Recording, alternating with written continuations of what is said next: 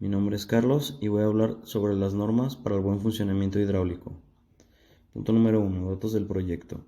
Los datos de proyecto para la ejecución de una obra hidráulica generalmente se extraen del cúmulo de estudios previos que deben realizarse durante la planeación. También es de considerar que en cuanto mayor sea la importancia del proyecto, mayor son el número y más profundamente se realizan los estudios. Incluso puede llegar a efectuarse en diferentes épocas del año y bajo circunstancias específicas, siendo a veces repetitivos para fines de comparación y aclaración. Sin pretender abundar en cuáles son los datos del proyecto indispensables para la realización de una obra hidráulica, podemos decir que serán todos aquellos aspectos físicos, climáticos e hidrológicos que conforman una cuenca y sus escurrimientos superficiales y subterráneos, así como los aspectos socioeconómicos de sus asentamientos humanos, incluida la industria, la agricultura, la ganadería y la recreación, la ecología y sus ramificaciones, que inciden o tendrán relación con las obras hidráulicas que se planean. Como puede apreciarse, es una cantidad considerablemente de información, la cual se relaciona con un proyecto de obras hidráulicas. La capacidad de un vaso o de un tanque debe determinarse principalmente en función del uso que se le quiere asignar al mismo, a saber, uso de los vasos. Punto número 1, almacenamiento.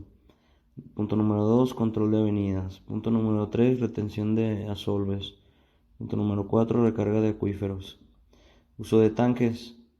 Punto número 1, almacenamiento. Y punto número 2, regulación de gastos.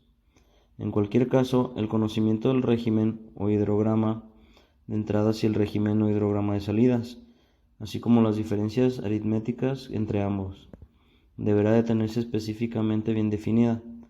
Si no fuera así, se deberá suponer alguna de estas leyes o las dos, según sea el caso, con el fin de realizar un análisis simulado del funcionamiento del vaso o tanque, durante por al menos un año completo, 52 semanas mínimo.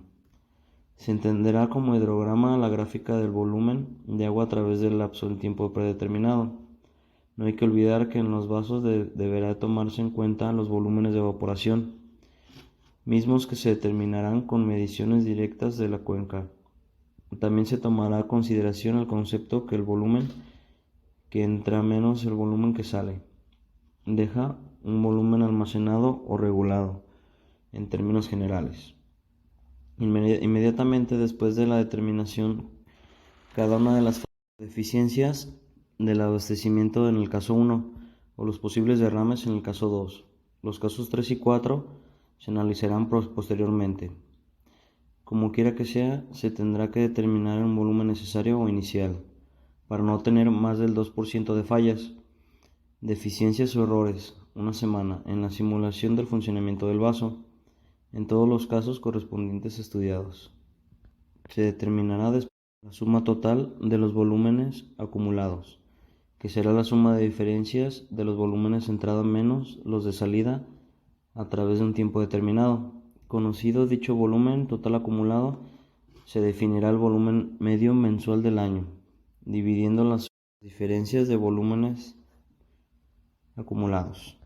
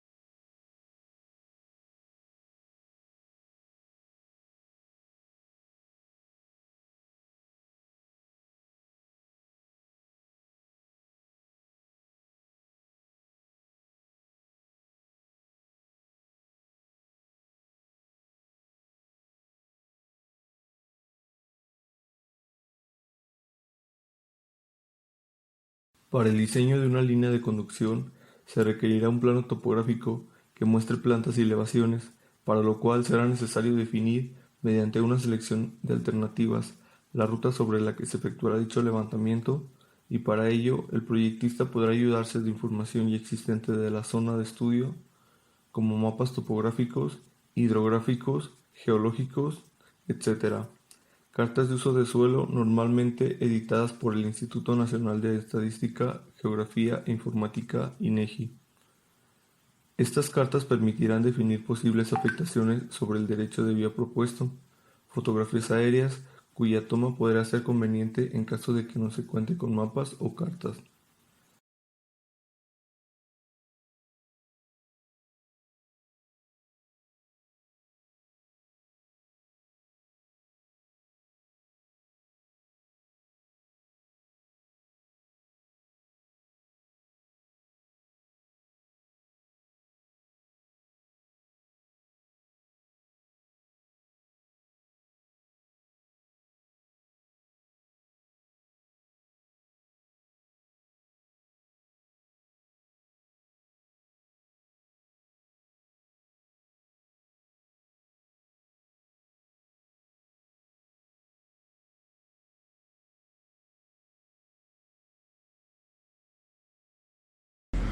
En el diseño hidráulico, el trazo definitivo de la conducción se deberá encontrar mediante el proceso de proponer varias alternativas de trazos, considerando la negociación de las afectaciones a terceros por el derecho de paso de la conducción, y se revisará para cada una el costo total del sistema, incluyendo las estructuras necesarias para la operación, mantenimiento y buen funcionamiento hidráulico. En general, se procurará que los trazos se ubiquen por calles, derechos de vía de carreteras, líneas de transmisión eléctrica, líneas de ferrocarriles, veredas o límites de predios. La tubería deberá seguir, en lo posible, el perfil del terreno.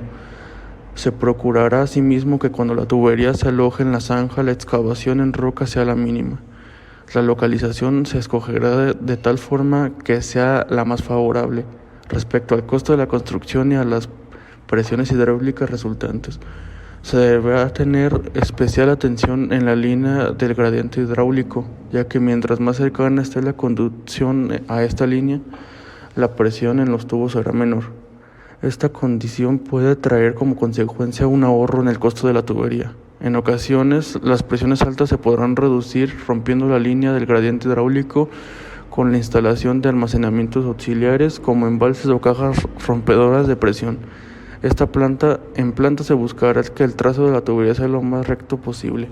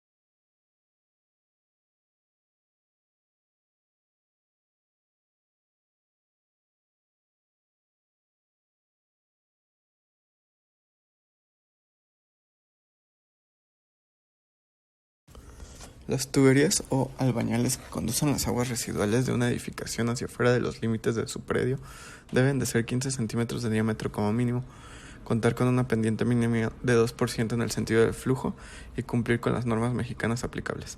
Las bajadas pluviales deben de tener un diámetro mínimo de 0.10 metros por cada 100 metros cuadrados o fracción de una superficie de cubierta, techumbre o azotea. Los albañales deben de estar provistos en su origen de un tubo ventilador de 0.05 metros de diámetro mínimo que se prolongará cuando menos 1.5 metros arriba del nivel de la azotea de la construcción cuando ésta sea transitable.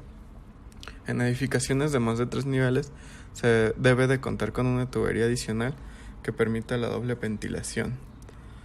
Las conexiones de tuberías de muebles sanitarios y coladeras a la instalación sanitaria deben de prever obturadores hidráulicos. Los albañiles deben de tener registros colocados a distancias no mayores de 10 metros entre cada uno y en cada cambio de dirección al albañil. Los registros tendrán las siguientes dimensiones mínimas en función a su profundidad: de 0.40 por 0.60 metros para una profundidad de hasta 1 metro, de 0.50 por 0.70 metros para profundidades de 1 a 2 metros y de 0.60 por 0.80 metros para profundidades mayores a 2 metros. Los registros deben de tener tapas con cierre hermético a prueba de roedores. Cuando un registro deba colocarse bajo locales habitables o complementarios o locales de trabajo y reunión, deben de tener doble tapa con cierre hermético.